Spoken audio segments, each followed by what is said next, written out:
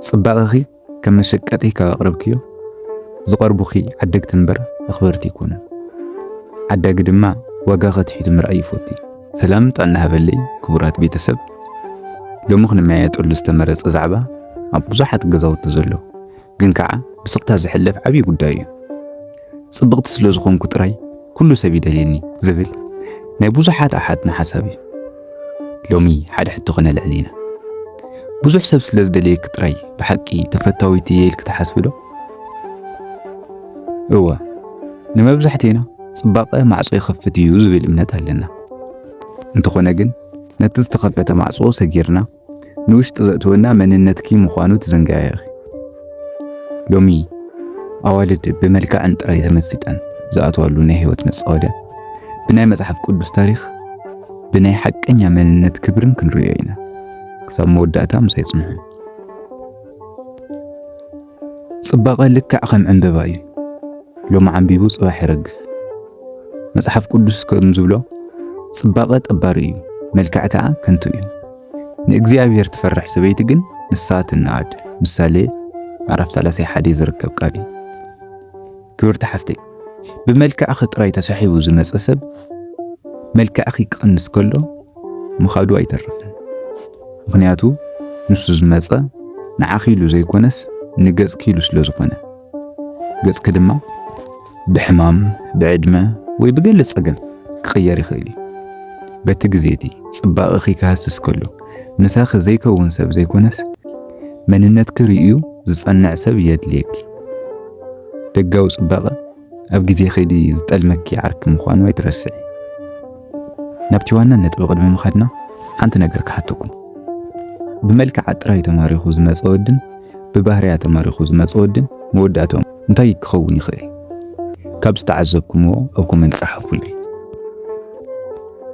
መድላይን መፍቃርን ይፈላለዩ እዮም ብዙሕ ሰብ ስለዝሰዓበክ ጥራይ ንግስቲ ዝኾንክ ክመስለክ ይኽእል እንተኾነ ግን መድላይን መፍቃርን ናይ ሰማይን ናይ ምድርን ዝኣክል ርሕቐት ኣለዎ መድላይ ልክዕ ከም ንዋይ ንረብሓን ንግዜያዊ ስምዒትን እዩ ምፍቃር ግን መስዋእትነት ዝሓትት ካብ መልክዕ ንላዕሊ ንዘሎ መንነት ምኽባር ጽባቐኺ ከም መሸቀጢ ካቕርብክዮ ዝቐርቡኺ ዓደግቲ እምበር ኣኽበርቲ ይኮኑ عداق دما وقاغت حيث مرأي فوتي صباغة بعلو حما يكون وانكم نقرقن نمنت على موعلو زبلي عب مصحف قدس كلتا تقارنتي ناي صباغة تاريخ نركب بقدام النت نقست أستير أزياء صبغت نبرت تخونقن صباغة نرأسات أي تتقومتلون صباغة نام نقسنت كتديب معصو خفات الله كابو مسوصت ግን ህዝባን መድሓን ተጠፋኹውን ይጥፋ ኢላ ብጾምን ጸሎትን ቆመት ናታ ጽባቐ ናይ መድሓን መሳርሒ ነይሩ በአንጻሩ ድማ ናይ ደሊላ ክንርኢ ደሊላ ጽባቐን መጻወድያን ንጥፋእትን ያ ተጠቂማትሉ ነቲ ሓይሊ ሳምሶን ብጽባቐ ሰዒራ ንጸላእቱ ኣሕሊፋ ሂባቱ ናታ ጽባቐ ናይ ጥፋት መጻወድያ ነይሩ ጽባቐኺ ከም ኣስቴር ንሰናይ ዕላማት ትጥቀምሉ ዲኺ ወይስ ከም ደሊላ ንጥፋት ሎሚ ብዙሓት ዋልድ ዋጋ ርእሰን ዝልክዓሉ ብናይ ስእለን ላይክ በዝሒ ኮይኑሎ እዚ ዓብይ ናይ ስነ ልቦና ቤት ማእሰርቲ እዩ ብፊልተር ዝተሸፈነ ጽባቐ ሓቀኛ መንነትኪ ይሓወሎ ኣብ ሶሻል ሚድያ ጽብቕቲ ኢኺ ዝብሉኺ ኣሽሓት ሰባት ናይ ህይወት ፈተና ክመጽእ ከሎ ኣብ ጥቓኺ የለውም ንሳቶም ዝፈትውዎ ንስእሊ ክንበር ንነብስኺ ይኮነን ሓቀኛ ጽባቐ ኣብ ስክሪን ዘልጠፍ ዘይኮነስ ሞባይል ክጠፍእ ከሎ ዝስማዕ ናይ ውሽጢ ሰላም እዩ ንሓደ ገዛ ጽቡቕ ዝገብሮ ሕብሩ እዩ እንተኾነ ግን እቲ ገዛ ጸኒዑ ክቐውም ዝገብሮ እቲ ዓንዲ እምበር ሕብሩ ኣይኮነን መልክዕኺ ከምቲ ናይ ገዛ ሕብሩ እዩ نسب كبر حقي تصوع يحجوس بهريخ جن نيتبيت عندي مع بالك مس كله نهيوت كده جيفو زت أتق نسوية حبر انت هساسة اتجازاي فرس عندي انت التنقل جن حبري نتجازا خد حناي كل ንኣኸውኒ ሓወይ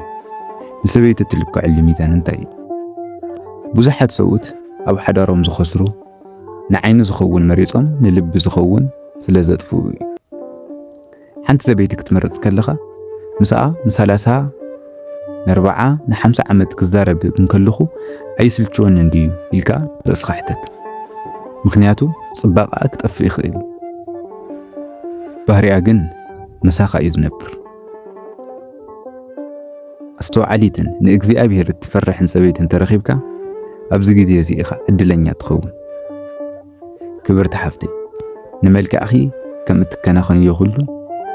ነቲ ዘይረግፍ መንነትክን ስነ ምግባርክን ሓልዊ ኩሉ ይደልየኒ እዩ ካብ ዝብል ባዶ ኩርዓት ወፂኺ ንሓደ ሓቀኛ ሰብ ዝኸውን መንነት ኣለኒ ዶ ኢልክ ርእስኻ ሕተት። ሰብ ገጽ ይርኢ እግዚኣብሔር ግን ልቢ ይርኢ። ቀዳማይ ሳሙኤል 16:7 ዝርከብ ቃል።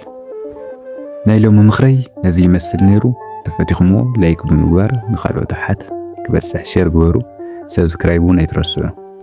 ብኻሊእ ድንቂ ትረኻሳ ንራኸብ። እግዚኣብሔር ምስ ኩላትና ይኹን።